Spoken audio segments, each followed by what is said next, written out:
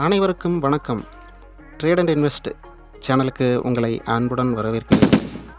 ஒரு பங்கின் உண்மையான மதிப்பை கண்டுபிடிப்பது எப்படி? இந்த பதிவில் நம்ம பார்ப்போம். அதாவது இன்ட்ரின்சிக் வேல்யூ. இன்ட்ரின்சிக் வேல்யூ என்பது ஒரு நிறுவனத்தின் உண்மையான மதிப்பு. அதாவது அந்த நிறுவனம் எதிர்காலத்தில் சம்பாதிக்கக்கூடிய லாபம், சொத்துக்கள், கடன்கள், வளர்ச்சி போன்றவற்றை கணக்கில் கொண்டு கணக்கிடப்படும் மதிப்பு.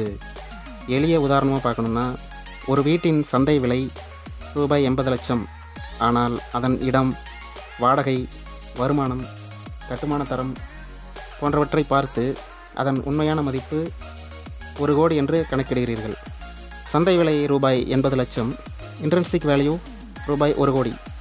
இங்கே அந்த வீடு அதன் உண்மையான மதிப்பை விட குறைவாக விற்கப்படுகிறது. பங்குகளிலும் இதே கருத்துத்தான்.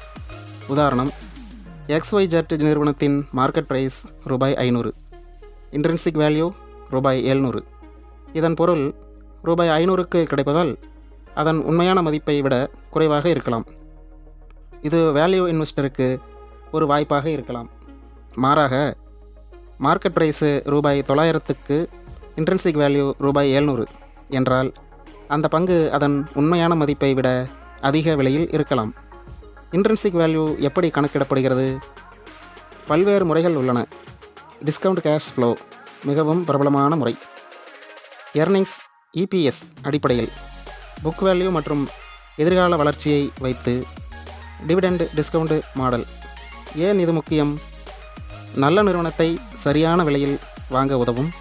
அதிக விலை கொடுத்து வாங்குவதை தவிர்க்க உதவும். நீண்டகால முதலீட்டாளர்களுக்கு மிகவும் பயனுள்ளதாக இருக்கும்.